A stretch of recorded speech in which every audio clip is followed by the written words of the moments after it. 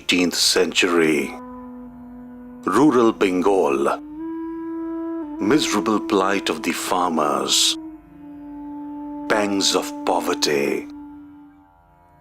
Outdated agricultural methods. All adding to their agony.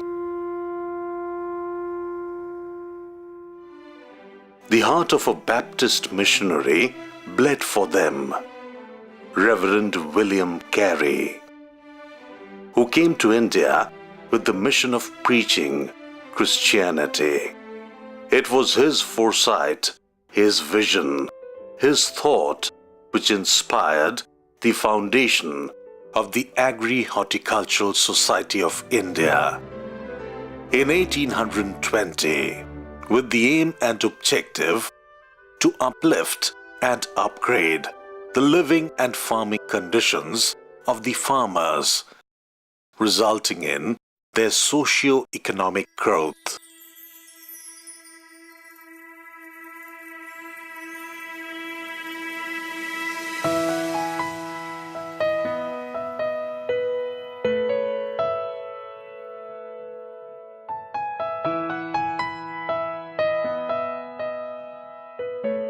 Agri-Horticultural Society of India, AHSI, is one of the oldest societies in India, having its mission statement, which focused initially on close attention to the improvement of land by encouraging superior mode of attention, best method of properly cropping land, and best rotation of crops, the introduction of new and useful plants, the improvement of animal husbandry, improvement of the stock of useful animals, and bringing of wasteland into a state of cultivation. From 1820 onwards, the society has contributed to a great extent towards agricultural development in Bengal and in India, and acted as the de facto agricultural department of Government of India.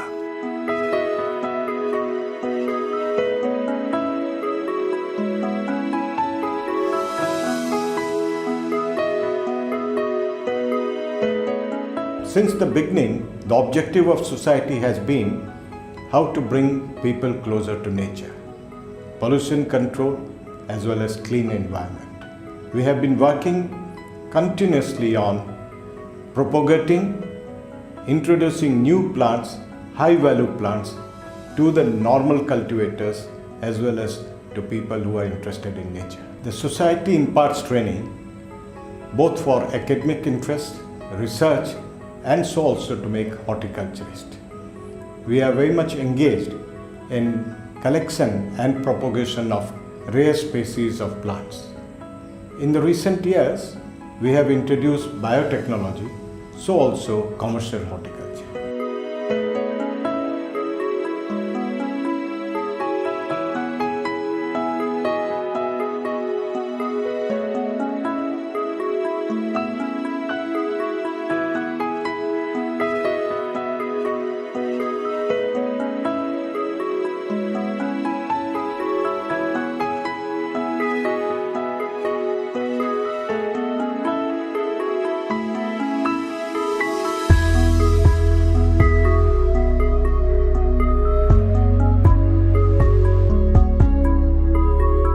Experience nature's paradise on earth, the cradle of exotic flora and fauna, the lush landscapes and plant varieties. Just take a refreshing walk through the Agri-Horticultural Garden at 1 Aleppo Road, Kolkata 7,27,000. One of the prime Kolkata locations.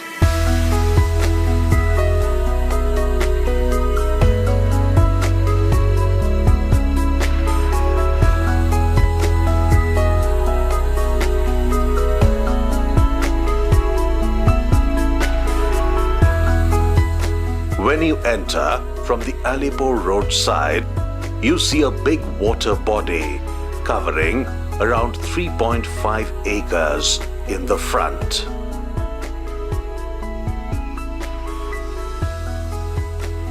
The road, which passes by two seasonal flower beds, takes you to the specimen plant of weeping willow, Salix babylonica, and visible at a little distance is the breadfruit tree Artocarpus utilis, with characteristic big leaves. On the left of the tank, you can also see the Podocarpus macrophylla and then the Michelia champaca and the Magnolia mutabilis screening the tank.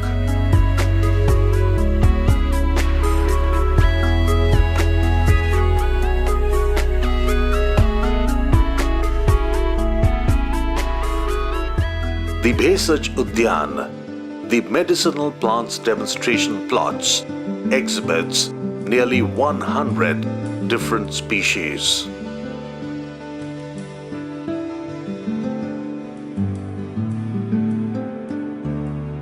Pass by the pergola, one of the longest, with a conference hall on the left. The pergola covers the major part of the path up to Belvedere Road Gate, over which grow many interesting creepers.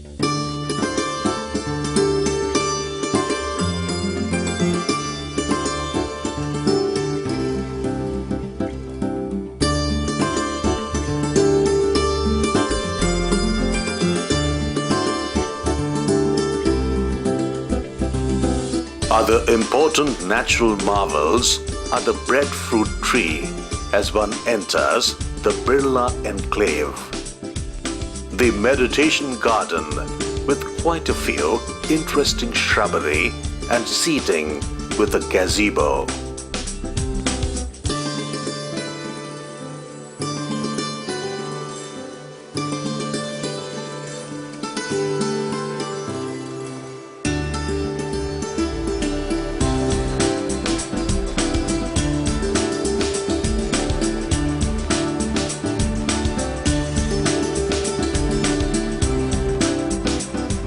Noticeable is the small tree of Africa, Tabebuia chrysantha, and the South American Saraca thaipenjensis, bearing large clusters of golden yellow flowers during the winter months. A rare potato tree of South America, the Solanum macranthum. The collection of Baunia trees and shrubs. The canopy of Arjun trees and shrubs meeting the waterfall. Over a beautiful bridge, one can see the graceful drooping canopy of Brownia eriza. And to the left, the rockery and the waterfall. At this point, one can have the first glimpse of the sprawling central lawn, surrounded by ornamental trees and shrubs on both sides, and immediately one can notice the big African sausage tree, Kigelia pinnata.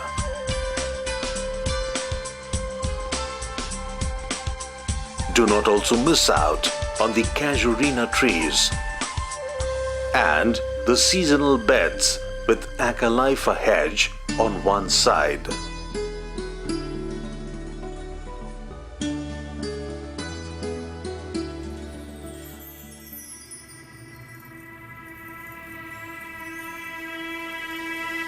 If you enter from the Belvedere Road Gate, after crossing the raised lawn with exotic annual flowers on display.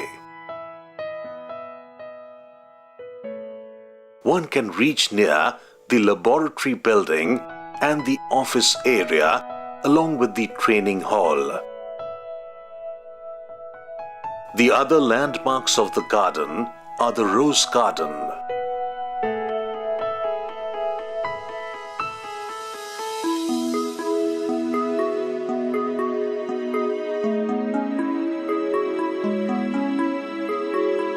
the Pharma, the Propagation Center, and the Children's Corner.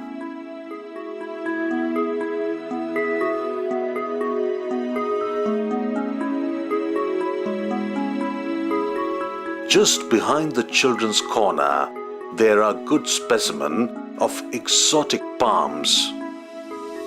After the Children's Corner, explore the Bougainvillea Garden.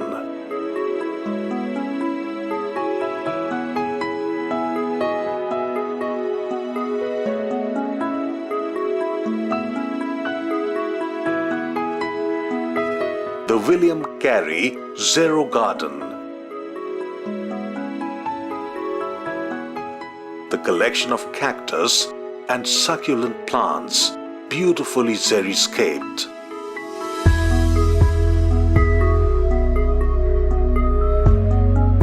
And the Darbhanga Tropical and Subtropical Indoor Plant House. Collection of rare, exotic shade-loving plants and orchids.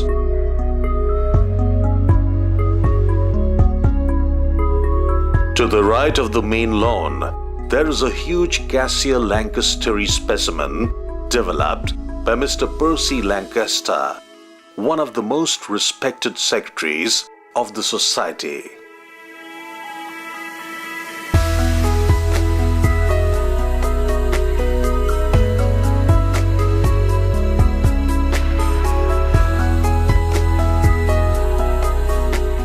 To the right of the central lawn, one sees a display of plumerias known as frangipani, and at a distance, the scented block. Also, do not forget to see the magnificent mad tree with no two leaves alike. Other worth mentioning natural marvels are the Bachia insignis and the very old tree of Cycas circinellus,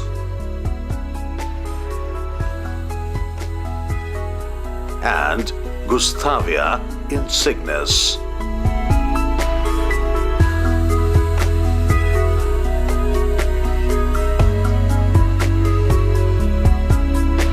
Also explore the big net house of growing plants. At the entrance of the net house, on right, there is Amhersia nobilis. Behind the net house, one can also see a huge tall elephant foot tree.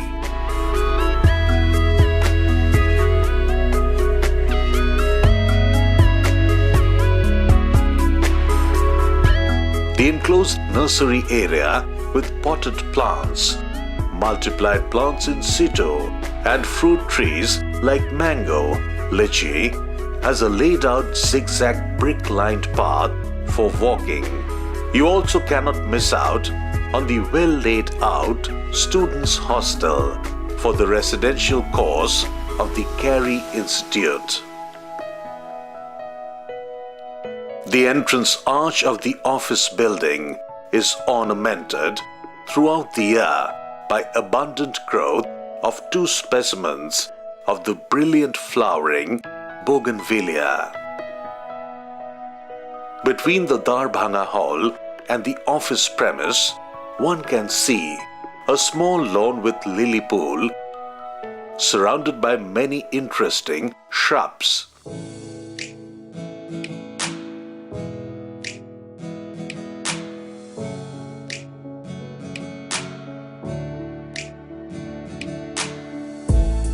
When you pass by the office and the sales hall, your mind travels back with time as you witness the gracious stone bust of Reverend William Carey, the man behind the flora and fauna heaven.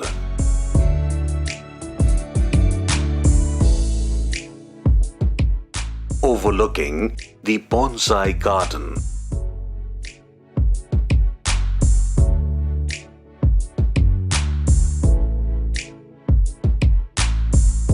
The Agri-Horticultural Society's garden is a seat of natural wonders, extinct species, caring and mothering a wide variety of interesting plants and flowers, trees and shrubs,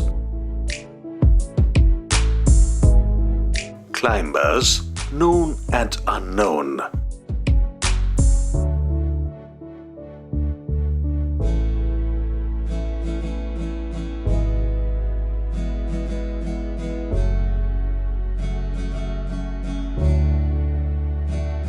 The nature enthusiast's scientific and curious mind is quenched with the versatile collection the garden offers. Since the beginning of its journey, from 1828 onwards, AHSI's annual calendar is studded with important events. The Summer Garden Competition in June, the Foliage Plant Show in September, the Chrysanthemum, Rose Dahlia and Gladiolus Show in January, the Winter Garden Show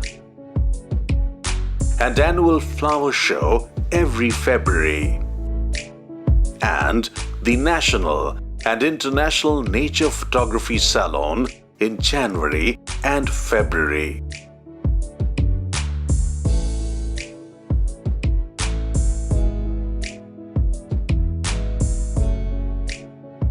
The World Environment Day, as on the 5th of June, is observed with seminar and tree planting.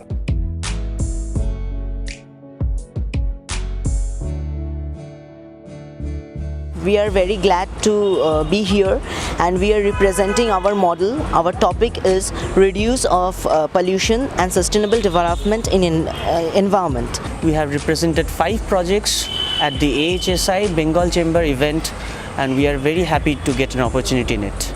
In the recent past, we have seen several natural disasters taking place in various parts of the world. These have caused serious damage to human lives and to property.